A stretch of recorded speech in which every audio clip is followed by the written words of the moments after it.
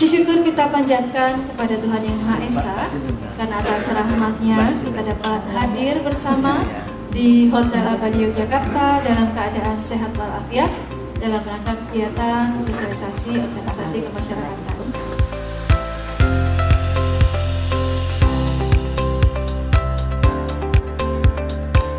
Harapan kami ke depan nanti, moga kita FKUP bisa bersama dengan kita merancang sebuah kegiatan yang memungkinkan bisa sebatas itu menjadi ranah ketugasan di bidang kami. Kebetulan memang FKUP itu berbeda bidang yang menangani, bukan di bidang kami, tetapi kami mencoba untuk bisa mengkolaborasikan dengan kegiatan yang ada, dan kami pesankan memang untuk tahun-tahun mendatang agar lebih intens koordinasi dengan kami, sehingga nanti bisa tercipta kondisi yang sesuai yang kita harapkan, kondisivitas kita.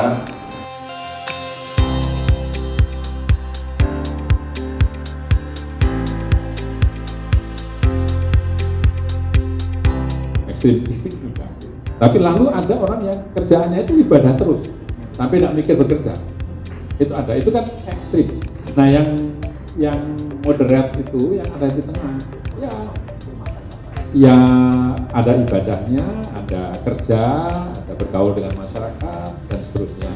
Tuh, tapi tidak seperti tadi. Saya punya kawan yang ketika beribadah itu sampai lupa bekerja. Atau sebaliknya ada orang yang kerja terus lupa pada Tuhan, beribadah full atau beribadahnya minimal. Atau namun yang kedua misalnya perilaku. Ada orang itu yang aku beragama tapi korupsi, aku beragama tapi menjelek-jelekan orang lain, aku beragama tapi sedikit-sedikit marah. Itu agama tapi beragama tetapi tidak menjaga perilaku. Tapi sebaliknya nanti ada orang yang terlalu takut untuk melakukan sesuatu karena takut jatuh salah atau jatuh dalam kesalahan. Ini kok bebek itu oleh bebek haram, bebek apa gitu ya. Nanti Tuhan tidak rela. Jadi ada yang ekstrim longgar, ada yang ekstrim ketat. Beragama itu jangan terlalu ekstrim. Ada di jalan melihat ada orang jatuh, orang gelepar ya. Itu ditakoni sih, agamamu apa? Islam Pak, segera tolong Pak. Muhammadiyah Pak itu. Muhammadiyah Pak, Muhammadiyah Pak Amin Rais apa? Pak Syafi'i Ma'arif. Rasido mati wes. Nah itu mestinya solidaritas itu kepada semua. Jadi kalau pas begitu tidak diingat lagi siapa itu tolong dulu. Masalah itu sudah ditolong asem, tak tolong jebule Kristen. Nah tidak apa-apa, tapi kan wis nuluh kan itu. Lihat dalam beragama itu ada jalan yang terlalu kurang, ada yang terlalu lebih. Nah kita ada di tengah. Lalu di tengah itu apa namanya dalam Islam itu hal yang paling baik itu adalah yang di tengah. Yang lain mengatakan baik itu kalau pandangan baik itu kalau orang misalnya mempunyai banyak harta. Yang satu lagi mengatakan pandangan baik itu kalau terjun dalam masyarakat. Silakan. Tetapi menurut Islam ya, maka itu tidak dipersoalkan. Yang dipersoalkan kemudian adalah karena masing-masing punya pandangan itu, maka berlombalah dalam menunjukkan kebaikan. Fastabiqul khairat dalam bahasa Arabnya. Orang yang tidak beragama, kalau saya Islam itu kafir boleh.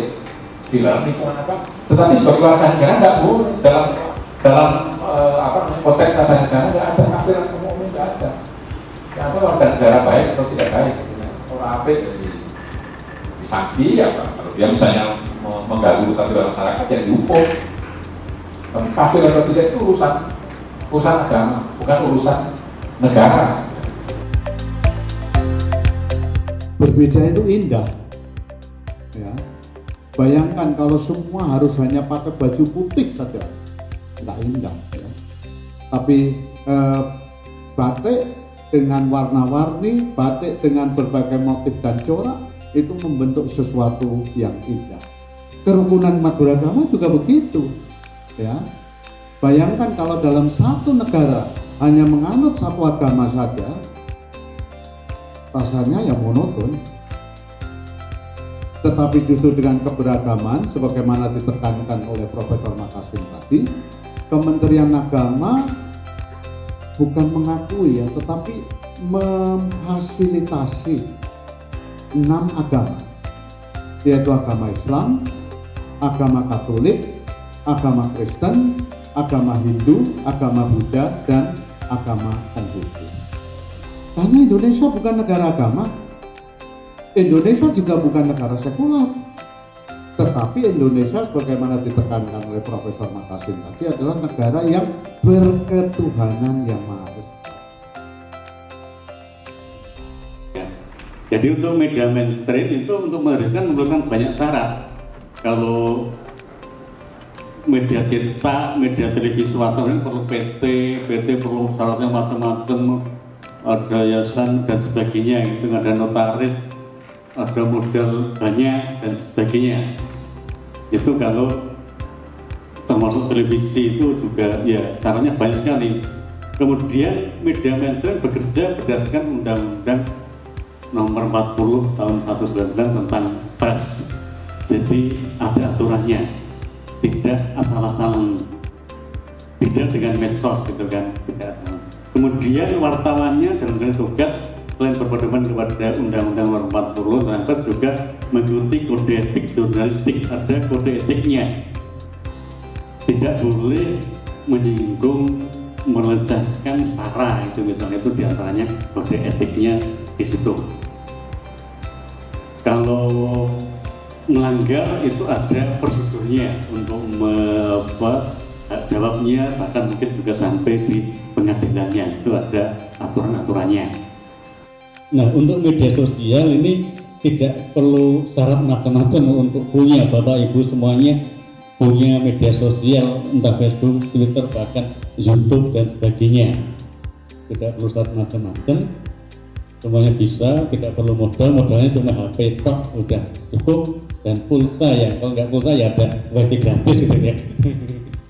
Kemudian untuk mengisi medsos tidak perlu keahlian atau pendidikan khusus, jadi semua orang bisa, karena itu kontennya kalau medsos ya bisa jadi sulit dipertanggungjawabkan kecuali yang fakta dan faktanya benar. Tapi kalau yang semacam opini, semacam mungkin kalau yang Facebook kadang cuma ngudoroso ya, ngudoroso ekspresi diri, padahal itu ya itu ya. Tapi kalau informasi ada kecelakaan, ada musibah, ada bencana, itu ada faktanya jelas, itu mungkin bisa dipertanggungjawabkan gitu kan.